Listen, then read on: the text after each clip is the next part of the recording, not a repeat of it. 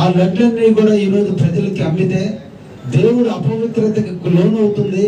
హిందువుల యొక్క మనోభావాలు దెబ్బతింటున్నాయి. హిందూ సాంప్రదాయాన్ని గౌరవించాల్సినటువంటి బాధ్యత ఉంది, సనాతన ధర్మం ప్రకారం నడవాల్సినటువంటి బాధ్యత ఉంది అనేటువంటి విధి విధానం మీద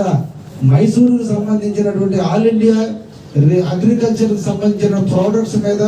అదేవిధంగా మిగతా హార్టికల్చర్ ప్రోడక్ట్స్ మీద రీసెర్చ్ సెంటర్ అయినటువంటి Mysore institute of agriculture research centre వారు నెయ్యిలో కల్తీ జరిగింది, ఆ నెయ్యిని మీరు వాడొద్దని చెప్పి 2022 సంవత్సరంలో నివేదికలు ఇచ్చిన ఆ నివేదికలు తుంగలో తొక్కి ఆ నివేదికలను పక్కన పెట్టి ఏ కంపెనీ అయితే నెయ్యిని సప్లై చేస్తుందో ఆ కంపెనీ యొక్క నెయ్యిలో కల్తీ ఉంది, ఆ కల్తీ నెయ్యిని వాడవద్దని చెప్పినప్పటికీ కూడా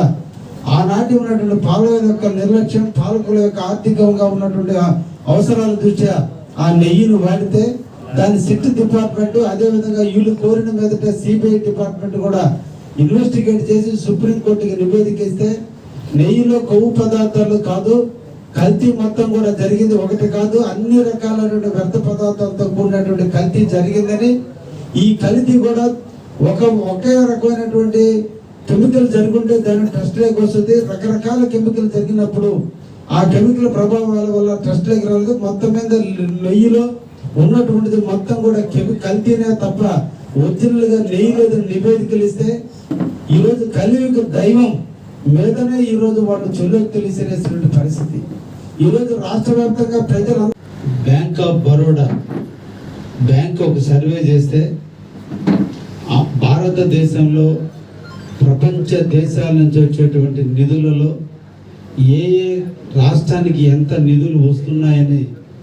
బ్యాంక్ ఆఫ్ బరోడా సర్వే చేసినప్పుడు ఆ భారతదేశానికి వచ్చేటువంటి నిధులలో 26% నిధులు ఒక్క ఆంధ్రప్రదేశ్కి వచ్చింది అంటే దానికి కారకులు ఇద్దరు. ఒకరు రాష్ట్ర ముఖ్యమంత్రి వర్యులు శ్రీ నారా చంద్రబాబు నాయుడు గారు,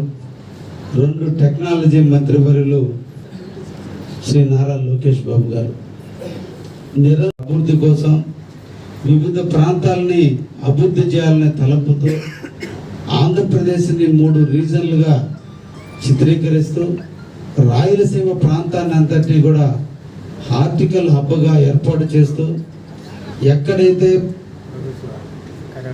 కర్నూలు, కడప, అనంతపురం, ప్రకాశం జిల్లాలన్నీ కూడా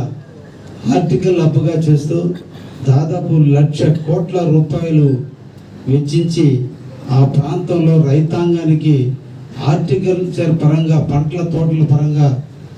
చేసేదానికి ఈరోజు ప్రైవేటు యాజమాన్యము, ప్రభుత్వం కలిపి ఈరోజు కొత్త విధానాన్ని, ఇజ్రాయిల్ టెక్నాలజీని తీసుకొచ్చి బిందు సేద్యం ద్వారా కావచ్చు, స్ప్రింక్లర్స్ వర్క్స్ ద్వారా కావచ్చు, ఇతర కారణాల వల్ల కావచ్చు, దాన్ని ఒక ఆంధ్రప్రదేశ్ని ఆ విధంగా హబ్గా ఏర్పాటు చేస్తూ, అదేవిధంగా నెల్లూరు జిల్లాని ఈరోజు ఒక క్యారిడార్గా చిత్రీకరిస్తూ పారిశ్రామికంగా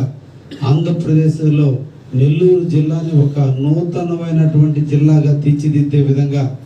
ఈరోజు అన్ని, ఒకవైపున ఆక్వా రంగం, రెండో వైపున పారిశ్రామిక రంగం, మూడో వైపున ఓడరేవులు అన్నింటినీ కూడా అనుసంధానం చేస్తూ ఎయిర్పోర్ట్లను ఏర్పాటు చేస్తూ ఈరోజు నెల్లూరు జిల్లాని ఆంధ్రప్రదేశ్లో ఒక గొప్ప జిల్లాగా తీర్చిదిద్దేదానికి నాంది పలికినటువంటి ముఖ్యమంత్రి వర్యులకు ప్రత్యేకంగా ధన్యవాదాలు తెలియజేస్తూ ఈ ఇన్వెస్టిగేషన్ ఆపే విధంగా ప్రేరేపించడం, రోడ్ల మీదకి వచ్చి ప్రజా జీవన వ్యవస్థలో మార్పుల కోసం ధర్నాల రూపంలోనో, లేదంటే దోపిడీల రూపంలోనో, లేదంటే ఏదో విధంగా అనవసరమైన వ్యక్తుల మీద కామెంట్ చేస్తున్నటువంటి తరుణంలో ప్రజల్లో వచ్చినటువంటి మార్పు, ఈ రాష్ట్ర మంచి ప్రభుత్వం మీద వచ్చినటువంటి నిందలకి ప్రజలే స్వచ్ఛందంగా రోడ్డు మీదకి వచ్చి వాళ్ళు తడుకున్నటువంటి పరిస్థితులు ఉన్న దృష్ట్యా ప్రభుత్వం ఈరోజు శాంతి భద్రతలు కాపాడే దృష్ట్యా ఎవరైతే రోడ్డు మీదకి వచ్చి అసభ్యంగా మాట్లాడుతున్నారో, ఎవరైతే రోడ్ల మీద అసభ్యంగా ప్రవర్తిస్తున్నారో వాళ్ళందరినీ కూడా చట్టరీత్యా జైల్లో పెట్టుతున్న తరుణంలో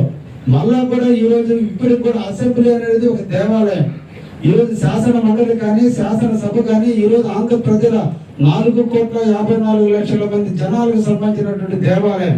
మనకున్నటువంటి శాసనాలు తీసుకున్నటువంటి ఒక దేవాలయంలో అపవిత్రంగా ఈరోజు దేవుడు బొమ్మలను కూడా తీసుకొచ్చి ప్రజలను తప్పుదారి పట్టించే విధంగా ఒక దొంగతనం చేసిన వ్యక్తి దొంగ దొంగ దొంగని అరిసి ఈరోజు ప్రభుత్వం మీద నిందల పాలేయటం ఎంతవరకు సమంజసం మన అందరం కూడా ఆలోచించాలి.